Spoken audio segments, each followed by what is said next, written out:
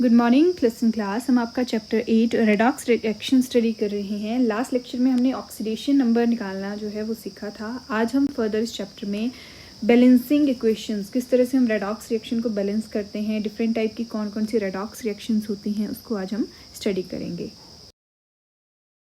सबसे पहले हमारे पास दो मेन चीज़ें होती हैं, एक है वैलेंसी एंड दूसरा है oxidation number. So what is the difference between valency and oxidation number? Oxidation number of an element is the number of excess charge that an atom of element has or appear to have in combined state. Combined state में जो उसके ऊपर charge appear होता है, that is your oxidation number. And valency, it is the combining capacity of any element. Combining capacity मतलब उसके साथ कितने हाइड्रोजन जुड़े हैं, कितने क्लोरीन जुड़े हैं, या फिर double the number of oxygen atom जो उसके साथ जुड़े हैं, that is its valency. Oxidation number को हम प्लस या माइनस दोनों साइन से शो कर सकते हैं, बट वैलेंसी जो होता है क्योंकि वो कंबाइनिंग कैपेसिटी है तो वो उसके साथ कोई भी प्लस या माइनस साइन हम यूज़ नहीं करते हैं। ऑक्सीडेशन नंबर जो होता है एक पर्टिकुलर एलिमेंट के लिए वेरी करता है। जैसे कुछ कंपाउंड में ऑक्सीजन का ऑक्सीडेशन नंबर -2 होगा तो कुछ में उसका ऑक्सीडेशन नंबर -1 भी हो सकता है या फिर वेरी कर सकता है। और जो वैलेंसी होती है किसी भी एलिमेंट की, वो कभी भी चेंज नहीं होती है, वो ऑलवेज क्या रहती है, सेम। जैसे कार्बन टेट्रावेलेंट है यानी कार्बन की वैलेंसी 4 है तो वो ऑलवेज 4 ही रहेगी।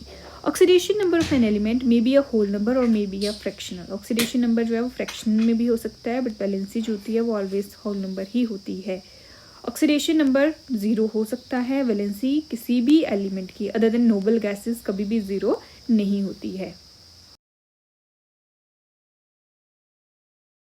Now the reduction oxidation reaction based on oxidation number change, या फिर बोलो redox reaction की क्या definition होगी on the basis of oxidation number? Oxidation reactions is a chemical reaction which is accompanied by increase in oxidation number. जिसमें increase in oxidation number होता है उसको बोलते हैं oxidation। जैसे यहाँ पे oxidation state एल्यूमिनियम की 0 है, वो चेंज कर गई +3 में, यानी लूज तो उसने 3 इलेक्ट्रॉन किए, बट जस्ट बिकॉज इसका ऑक्सीडेशन नंबर इंक्रीज हुआ है, 0 से +3 हुआ है, तो इसको बोलते हैं oxidation. S2 negative to S2 negative मतलब 0 से 2 कम था, तो अब क्या हो गया, 0 हो गया है। मतलब जब भी कोई एलिमेंट अपनी एलिमेंट्री स्टेट में होती है उसके ऑक्सीडेशन नंबर होता है 0, तो -2 से 0 गया यानी increase in oxidation number, that is again your oxidation. Then है reduction. Reduction reaction is a chemical reaction which is accompanied by decrease of oxidation number. जब ऑक्सीडेशन नंबर डिक्रीज करेगा उसको बोलेंगे रिडक्शन। जैसे SN4 पॉजिटिव से SN2 positive बना, this is your reduction. हुआ क्या इसमें, पहले टिन के पास 4 इलेक्ट्रॉन कम थे, अब टिन के पास 2 इलेक्ट्रॉन कम है, किए इसने इलेक्ट्रॉन गेन है, बट जस्ट बिकॉज इसका ऑक्सीडेशन नंबर डिक्रीज कर गया, इसको बोलते हैं रिडक्शन। Cl2 से बना 2Cl नेगेटिव, अब Cl2 ऑक्सीडेशन नंबर था 0 से हुआ -1 यानी decrease in oxidation number, this is again your reduction reaction. Now the different types of redox reaction. Main हमारे पास 5 टाइप के रेडॉक्स रिएक्शन होते हैं, combination reaction, decomposition reaction, displacement reaction, double displacement reaction and disproportion reaction. सबसे पहले combination reaction. Combination reaction जिसमें 2 या 2 से ज़्यादा कंपाउंड कंबाइन करके सिंगल प्रोडक्ट की फॉर्मेशन करते हैं, उनको हम बोलते हैं कॉम्बिनेशन रिएक्शन। जैसे S8 + O2 giving SO2, this type of reactions are known as combination reactions.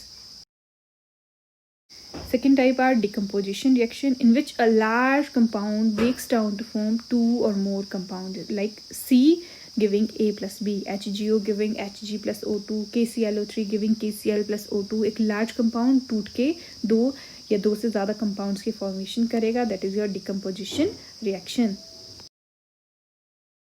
Third type is displacement reaction, A plus BC giving AC plus B। यहाँ पे क्या हुआ, जो C है उसने B को डिस्प्लेस कर दिया और B की पोजीशन ले ली। This kind of reaction are called displacement reaction. An atom or ion in a compound is replaced by an atom or ion of another element. Generally जो ज़्यादा रिएक्टिव एलिमेंट होते हैं वो लेस रिएक्टिव एलिमेंट्स को displace करते हैं। वैसे double displacement होता है जब म्यूचुअल एक्सचेंज होता है आयन्स का, यानी 2 आयन्स एक साथ एक दूसरे की पोजीशन को एक्सचेंज करेंगे, that kind of reactions are known as double displacement reactions. The last type is disproportionation reaction. These are a special type of reactions where an element in one oxidation state is simultaneously oxidized and reduced. This is the most important type of redox reaction. क्या होता है, special type के हमारे reactions हैं जिसमें एक ही element है वही ऑक्सीडाइज होगा और वही रिड्यूस होगा। One of the reacting substance in a disproportionation reaction always contains an element that can exist in at least 3 oxidation states. The element in the form of reacting substance is in the intermediate oxidation state. जैसे H2O2 plus H2O2 यानी 2 molecule H2O2 के react कर रहे हैं, एक बना H2O एक बना O2. जब H2O2 में जो ऑक्सीजन था उसकी ऑक्सीडेशन स्टेट थी -1, बट जब उसने प्रोडक्ट की फॉर्मेशन की, एक बार ऑक्सीडेशन स्टेट हुई -2, एक बार हुई 0. -1 से 0 यानी इंक्रीज हुआ ऑक्सीडेशन नंबर तो ऑक्सीडाइज्ड हुआ, जब डिक्रीज इन ऑक्सीडेशन नंबर हुआ तो रिड्यूस्ड, यानी ऑक्सीजन ही ऑक्सीडाइज हो रहा है, ऑक्सीजन ही रिड्यूस हो रहा है. So this kind of reactions are known as disproportionation reaction. एक ही सब्सटेंस ऑक्सीडाइज हो रहा है और वही सब्सटेंस जो है वो रिड्यूस हो रहा है. Now next topic is balancing redox reaction. सबसे पहले steps to balance equation. हमारे पास 2 मेन मेथड होते हैं बैलेंसिंग के redox reactions को. पहला होता है ऑक्सीडेशन नंबर मेथड और दूसरा होता है आयन इलेक्ट्रॉन मेथड. पहले हम ऑक्सीडेशन नंबर मेथड को स्टडी करते हैं. सबसे पहले कैसे हम बैलेंस करेंगे उसके स्टेप्स. फर्स्ट स्टेप होता है indicate the oxidation number of atoms in each compound above the symbol of element. सबसे पहले हमने क्या करना है, हर एक एलिमेंट के ऊपर किसी भी कंपाउंड में ऑक्सीडेशन नंबर असाइन करना है. फिर देखना है कि किस में चेंज इन ऑक्सीडेशन नंबर हो रहा है, और जिसमें चेंज इन ऑक्सीडेशन नंबर हो रहा है सिर्फ वही हमने लिखना है, उसके अलावा हमें किसी की ज़रूरत नहीं है लिखने की. One whose oxidation number increases and the one whose oxidation number decreases. मतलब हमने फाइंड करना है कौन ऑक्सीडाइजिंग एजेंट है कौन रिड्यूसिंग एजेंट है. फिर कैलकुलेट करना है कि कितना जो है वो इंक्रीज या डिक्रीज हो रहा है ऑक्सीडेशन नंबर में. Equate the increase in oxidation number with decrease in oxidation number on reacting side by multiplying the formula of oxidizing and reducing agent. फिर हमने क्या करना है, सिर्फ रिएक्टेंट साइड को बैलेंस करना है कि कितना इंक्रीज या डिक्रीज हो रहा है, उससे हमने उसको बैलेंस करना है. Balance the equation with respect to all atom except hydrogen and oxygen. उसके बाद पहले रिएक्टेंट को हमने बैलेंस कर दिया, उसके बाद जाके हमने प्रोडक्ट साइड को बैलेंस करना है. हाइड्रोजन एंड ऑक्सीजन को छोड़ के जितने भी एलिमेंट हैं उन सारों को हमने पहले बैलेंस करना है. Finally balance hydrogen and oxygen, और लास्ट में हमने हाइड्रोजन एंड ऑक्सीजन को बैलेंस करना है. ऐसा तब हमने यूज़ करना है जब हमारे पास है सिर्फ न्यूट्रल मीडियम, हमने कोई भी मीडियम नहीं दे के रखा है. बट अगर हमें स्पेशली बोल दिया कि एसिडिक मीडियम है तो हमने क्या करना है, जिस तरफ हाइड्रोजन कम है उस तरफ H पॉजिटिव ऐड करने हैं. और अगर हमें बोला कि बेसिक मीडियम है तो हमने क्या करना है, वाटर मॉलिक्यूल्स ऐड करने हैं जहाँ पे हाइड्रोजन की कमी है. तो अब इसको एग्जाम्पल्स की फॉर्म में हम आगे एक्सप्लेन करते हैं. For example using the oxidation number method balance the equation. हमें इक्वेशन दे के रखी है, हमने इसको बैलेंस करना है. कैसे बैलेंस करेंगे, सबसे पहला स्टेप सबके ऊपर ऑक्सीडेशन नंबर असाइन करने हैं सारे एटम्स के ऊपर. जैसे HNO3 प्लस Cu2O. HNO3 में जो ऑक्सीजन है उसका ऑक्सीडेशन नंबर एक ऑक्सीजन का होता है -2. हमारे पास 3 ऑक्सीजन है बट हमने एक ऑक्सीजन का ऑक्सीडेशन नंबर लिखा -2. अगर ऑक्सीजन का -2 है तो एक हाइड्रोजन का +1 है. और नाइट्रोजन का आप फॉर्मूला यूज़ करके ऑक्सीडेशन नंबर मेथड यूज़ करके जो आपको मैंने ऑक्सीडेशन नंबर निकालना बताया उसको यूज़ करके आप किसी भी अननोन एलिमेंट का ऑक्सीडेशन नंबर फाइंड कर सकते हैं. तो नाइट्रोजन का कितना आ गया, +5. देन Cu2O में ऑक्सीजन तो -2 है, 2 कॉपर के ऊपर +2 चार्ज होगा तो एक कॉपर का चार्ज हमने नीचे लिखना है, वो है +1. वैसे ही सामने वाली साइड पे एक ऑक्सीजन के ऊपर -2 है, हमारे पास 2 नाइट्रोजन है बट एक नाइट्रोजन के ऊपर +5 है और एक कॉपर के ऊपर +2 है. एक नाइट्रोजन के ऊपर +2 और दूसरे जो एक ऑक्सीजन है उसके ऊपर -2. एक हाइड्रोजन के ऊपर +1, एक ऑक्सीजन के ऊपर -2. तो पहला काम क्या किया, सारों के ऊपर ऑक्सीडेशन नंबर असाइन कर लिए. फिर हमने देखना है कि किस में ऑक्सीडेशन नंबर चेंज हो रहा है, सिर्फ वही एलिमेंट्स उसके बाद लिखने हैं.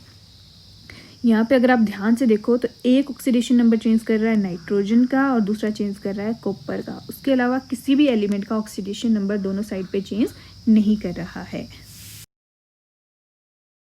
तो हमने आइडेंटिफाई किए atoms that are oxidised and atom that are reduced. कौन कौन से हुए, सिर्फ नाइट्रोजन जिसका ऑक्सीडेशन नंबर +5 से हुआ +2 और दूसरा कॉपर जिसका ऑक्सीडेशन नंबर चेंज किया +1 से +2. तो हम क्या करेंगे, फाइंड करेंगे कि कितना चेंज हुआ है. यहाँ पे चेंज हुआ 3 का और यहाँ पे चेंज हुआ 1 का. तो हमने क्या करना है, रिएक्टेंट वाली साइड पे क्रॉस मल्टीप्लाई करना है. यानी जहाँ 3 का चेंज हो रहा है उसको हमने 1 से मल्टीप्लाई किया और जहाँ 1 का चेंज हो रहा है उसको हमने 3 से मल्टीप्लाई कर दिया. ऐसे हमारी इक्वेशन बन गई 2HNO3 + 3Cu2O. और स्टेप 3 में हमने क्या करना है, अब हमने कॉपर एंड जो नाइट्रोजन है उसको भी साथ में बैलेंस कर लेना. हाइड्रोजन एंड ऑक्सीजन को छोड़ के हर चीज़ को बैलेंस कर दिया. 6 कॉपर थे तो 6 कॉपर लिख दिया, और हमारे पास नाइट्रोजन 2 थे तो इस तरफ क्या लिख दिया, 2 नाइट्रोजन लिख दिया।